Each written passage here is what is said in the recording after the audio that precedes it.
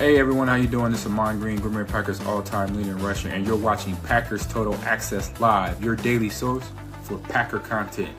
Go Pack, go!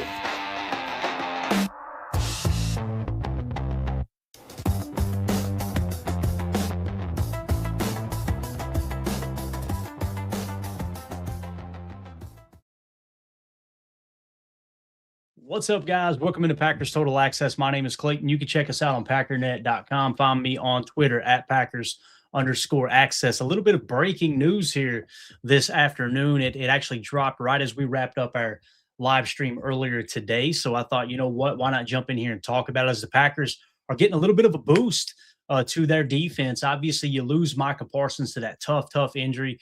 Wraps up his season here in 2025. The plan is to have him back next September, possibly October. And it kind of leaves the Packers defense a little bit shorthanded, although you are getting a player back that played a significant role, in my opinion, on how the defense played last year in terms of finishing, I think, fifth in scoring defense. So again, I think this is something that could come out to be a huge addition for the Packers. And it's not so much about, hey, you know, this guy's going to be an absolute game wrecker, as it is you've got an extra body in a room where you're obviously a little bit shorthanded now, although the edge room has been a strong point for the Packers, I feel like, for some time, especially always having a significant run defense. Well, now you're getting a guy who can get after the quarterback a little bit. So we're going to dive into that real quick, give you guys the numbers on this player and everything in between. Before we do, if you would do that YouTube stuff for me, hit like, hit subscribe. If this is your first time tuning into PTA, welcome. Thank you for making us a part of your afternoon. We're not experts. We're not insiders. We're not media members. We're fans just like you, talking Packers on a daily basis. So if you want to make sure you don't miss a live stream like this one, when we randomly go live with breaking news, make sure you hit like, subscribe, and click the bell icon so you're notified anytime we do this here in the future. Let's jump right into it. I see Mike Berry in the house. Appreciate you swinging through, buddy. Smash that like button, spin those laces, or kick that soccer ball, whichever one it is. Let's jump into it. Rob Demovsky tweeted out just about an hour ago, the Packers are getting some pass rush help. They have activated defensive lineman Brenton Cox Jr. off injured reserve. Cox has not played since week 1 when he sustained a groin injury. Defensive lineman Colin Oliver will not be added to the roster before the Bears game tomorrow. He remains on PUP. So a couple different things there, right? Brenton Cox Jr. is going to be activated. It sounds like Brenton Cox Jr., they're going to put him on the back burner a little bit. I like this approach, because if it was vice versa and you bring Colin Oliver onto the team, onto the active roster, and you sit Brenton Cox, what you're getting, Colin Oliver, I think we're all excited to see that rookie play. He's a versatile player coming out of college. We broke down the tape significantly when they did draft him this past NFL draft in Green Bay. However, he hasn't played any meaningful reps, right? He hasn't played any reps, to the best of my knowledge, in this Green Bay Packer Jeff Hafley defense. However, you've got Brenton Cox Jr., who played last year, right? And he's more familiar with the defense. So I think this is the right move. Let's kind of treat this as a redshirt year for Colin Oliver. He may play next week. We may get him some meaningful reps by the end of the year. But Brenton Cox Jr., obviously coming back, I think could play a more pivotal role for Jeff Hafley and his defense. Boy, that's scary when the camera goes that close. So Tom Silverstein also tweeted out, we'll just make our rounds across Twitter real quick. He tweeted out, to make room for Cox, funny choice of words there, the Packers put Marshawn Lloyd, running back, on injured reserve as expected. All right. So obviously Tom Silverstein confirming that report from Rob Demovsky, saying they have activated Brenton Cox Jr. off injured reserve. Defensive lineman Colin Oliver with the hammy has been downgraded out for the game versus the Bears. He will not travel to Chicago. So again, they brung Marshawn Lloyd, I believe they put him on the active roster. That was just kind of a procedural move, right? And now they put him back on IR. So I think he's back to IR for 4 more weeks, if I remember correctly. Marshawn Lloyd is. Brenton Cox Jr. ready to play football tomorrow in Chicago. I think this could be a really significant increase. Because, again, look at how Brenton Cox Jr. plays. You know, in college, he bounced around to a couple different colleges. I remember at Florida, he's kind of a hybrid backer. Right. I seen him more as a stack backer, kind of a hybrid stack backer, rush the quarterback type guy. Right. You know, you've got these guys that can play coverage. You got guys that are thumpers against the run. You got the hybrids that you can blitz from time to time, and they can play stack backer, your Wills, your Sams in the 4-3 in college. Right. And then, of course, you've got the guys that are just better at rushing the quarterback, right? I felt like he was a hybrid, and from day one, they put Brenton Cox Jr. as an edge defender. So he's going to be playing edge in this defense. Now, think about Micah Parsons and how he's built, right? Micah Parsons is built different than Rashawn Gary. Rashawn Gary is a bigger edge rusher. His strength is playing the run. Micah Parsons' strength, he can play with power, don't get me wrong. He can play the run, don't get me wrong. He's an elite player, but he rushes with speed most of the time. Like 90% of the time, he's speed rushing, right? I feel like Brenton Cox Jr.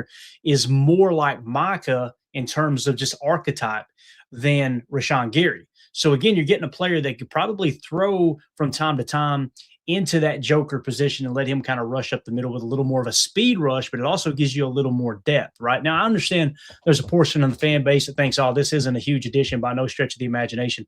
I'm not saying that Brenton Cox Jr. is going to even get remotely close to what Micah Parsons did this year, right? Nobody's saying that. However, it is important to point out just how effective he's been. Like last year, I'm going to give you some stats here, right? So Brenton Cox Jr. last year, to the best of my knowledge, and again, PFF, you guys know how I feel about PFF when it comes to stats, right? Again, they don't timestamp it. Hey, this was a win, that was a win, this was a win, that was a win on pass rush. However, Zach Cruz tweeted out small sample size of only 97 pass rush snaps, but Brenton Cox Jr. led all Packers edge rushers in pass rush win rate at 17% and true pass set win rate at 23.2% last season. He had 4 sacks, 17 pressures in only 17 games. So again, I'm pretty sure those are PFF grades. He didn't specifically say that, but that looks like how PFF set the pass rush win rate and all that stuff. Again, I think this is positive news. Those numbers look great on the surface. However, when they don't timestamp it and show you, all right, this is a win, that's a win, it's hard for me to kind of prop that up as the gospel, right? Now, let's just stick with PFF for a minute. When you look at the grades from last year in 2024, these were the top defensive players for Jeff Hafley's defense in the Green Bay Packers. Number 1, Edgerrin Cooper, 85.6. Number 2, Xavier McKinney, 84.7. Number 3, Zane Anderson, 80.8. Might see him this week, right? Jair Alexander, 77.3, only 361 snaps because he was banged up, but still 77.3. Rashawn Gary, 73.0. Katano Ladapo, only 68 snaps, but a 72.9. Evan Williams in the number 7 spot at 72.3. And then at the number 8 spot, Brenton Cox Jr., according to PFF, defensive PFF grade, he played better than Devontae White, Carrington Valentine, Keyshawn Nixon, Aaron Mosby, Carl Brooks, on and on and on, right? So again, according to PFF last year, Brenton Cox Jr. with 187 snaps was your 8th best defender on Jeff Hafley's defense. Now, is that the gospel? No, it's not. But you guys know we like to cross-check stuff. So think about the pass rush win rate that Zach Cruz talked about. Think about everything in between. What does the eye test show you? I think he looked good when you watch the tape with Brenton Cox Jr. The year before, his weak spot was he would really break contain. He would get outside of his rush lane in terms of stopping the run, I should say. He would just rush kind of recklessly. Last year, he really honed in on his skills. I thought he set the edge better. I thought he was more run gap disciplined than he was the year before. And then, of course, you're getting after the quarterback with that pressure rate, right? And again, when you look at the PFF grades, it really does say that Brenton Cox Jr. was a solid football player for the Green Bay Packers. Pass rush grade of 66.4, solid, right? You got a tackle grade of 64.6, a run defense grade of 64.1. And again, the PFF grade of 67.2. That is solid across the board, guys. Again, I know it's not great. It's not in the green. It's not in the 70s, the 80s. But what you got is a solid defender that became well-rounded. Now, the other thing we got to take into consideration is probably going to be some rust there, right? Maybe they won't just throw him out there and give him a whole bunch of snaps, right? And I wouldn't expect they would. But knock that rust off. You get him ready for the playoffs so you can have a little more depth. Again, I think he's a solid player. I really do. Let's just go to the chat real quick, see what everybody is talking about here. We got Coach Lynn in here. What's up, Coach? Appreciate you swinging through. Joe Pack Joe says Brenton Cox Jr. rushes with pure power and strength. He's definitely stronger than he is quicker, in my opinion, but he's got a quicker twitch, and I think like a Rashawn Gary, but not quite as strong as Gary. So he's kind of in between, in my opinion. I'm excited to see him back on the football field for sure, Joe. All right, so there are your PFF grades. Now let's cross-check this like we always like to do.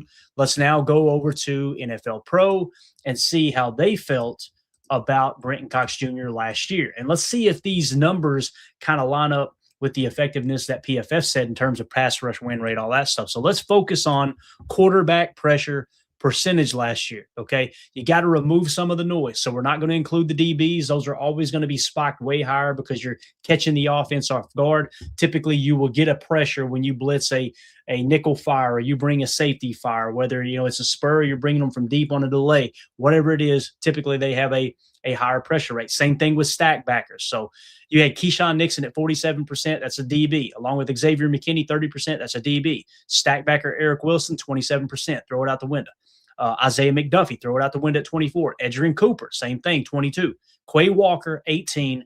And then look who is the top true pass rusher in terms of quarterback pressure percentage at 13.7%. That was Brenton Cox Jr. So you're getting a guy that, according to NFL Pro, and this is why I like NFL Pro, you can go to all of these pressures, all 13 of these pressures. We could click that link right there. It would pull up the tape and show you all 13 pressures. So you can confirm for yourself whether it's a pressure rather than just trusting what PFF's saying in their stat column, right? So again, 13.7%, solid. Let's look at sacks. When you sort by sacks for last year, Gary led the way at 7.5, Devontae Wyatt 5, Kingsley Enagbare 4.5, then Brenton Cox Jr. with 4 sacks. Now, you look at that and go, that's not a lot of sacks, Clayton. I agree. However, look at the pass rushes, guys. 95 pass rushes. So the guys who had more sacks than him on the team were Kingsley Enagbare with a half a sack more. Guys, he had 277 pass rush snaps. All right. Now, and when I say pass rush, it's actually pass rushes. So it's not just a pass play snap. It's actually he was rushing the quarterback. He did not drop into coverage. 277 for him, 237 for Devontae Wyatt, and 389 for Rashawn Gary. So again, if you were to take Brenton Cox Jr.'s sack rate, what we call sack rate, right? Let's just say he had 100 pass rushes just to make it easy math here, okay? Let's say he had 100 pass rushes and had 4 sacks. If he had doubled his snaps to 200, he would still be 77 snaps less than Kingsley Enagbare, and he would have finished with 8 sacks if he'd have kept that rate up, while Enagbare finished with 4.5. Guys, that's significant. If he had, let's round Gary's up to 400 for easy math, okay? Gary had 389 pass rushes last year. Let's call it 400 at 7.5 sacks. If Brenton Cox Jr. had 400 snaps, then you quadruple his sack count here. What's that tell you? That would tell you that he would have had 16 snaps or 16 sacks last year. Now, do I think that if Brenton Cox Jr. had played 400 snaps, he'd have finished with 16 sacks? I don't believe that. But would it have been 12? Would it have been 13?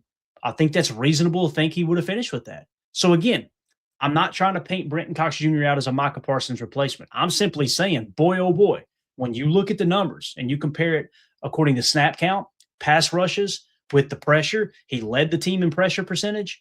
He would have led the team in sacks if he'd have got the same amount of production with the same amount of snaps that Rashawn Gary, Devontae Wyatt, Kingsley Enagbare, these guys would have had. So I think this is a huge, huge addition. I see you in there, Turt. We can't put it on the screen, but that's pretty funny, my friend. So with all that being said, see, this is how the show gets off track. I think this is a good addition. Ease them up, ramp them up as you get closer to the playoffs, and I think you've got a solid pass rusher that's going to be able to come off the bench. And again, this isn't just NFL Pro data. This is PFF data. This is PFF grade. This is PFF pass rush win rate and true pass set win rate. And then you've got the sacks and the quarterback pressure percentage from NFL Pro as well. So across the board, he checked the box on the tape. He checks the box on PFF. He checks the box on PFF premium stats. He checks the box on NFL Pro data with the tape to back it up. I'm excited about this edition. I think it comes at a good time that you've got LVN getting as healthy as he's been all year. Hopefully he's 100% for this game against the Bears. You're going to have Rashawn Gary, LVN, right? Kingsley Enagbare has been playing pretty solid football, I think we would all agree. And now you're getting Brenton Cox Jr. back. You got Barron Sorrell in the fold. Let's hold Colin Oliver off a little bit. And you kind of bolster that edge room a little bit more as you get closer to the playoffs, man. Really, really excited about that. Coach Lynn says excited about Cox being back. I'm fired up, man. I'm fired up. As he said before, I kind of wanted to see Colin Oliver had. Same, coach, same. But at the same time, We know Britton Cox Jr. is more game ready right now because he's played in this defense. And you know this, you're a coach.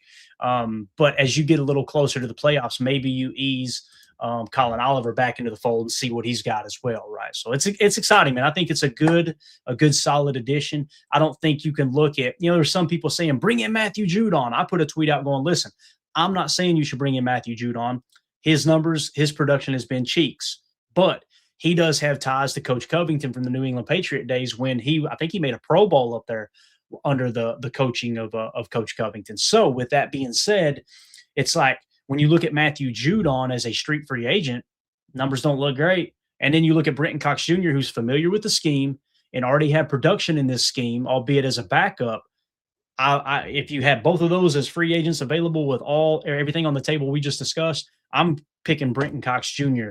over Matthew Judon. There's no two ways about it. So really excited about this. I want to know what you guys think in the comments. If you're watching this back later, let me know. How do you feel about the Britton Cox Jr. addition? Do you think it's going to play a key role in the Packers defense down the stretch? Or maybe you think, this is a big nothing burger. We want to hear from everybody. Let us know in the comments. Make sure you hit like, subscribe, click the bell icon so you're notified when we go live with breaking news like this in the future. Appreciate everybody jumping in here. Smash that like button, spin the laces, or kick that soccer ball, whatever it takes. All right. Appreciate everybody dropping through. My name's Clayton. This is PTA. Go Pack Go.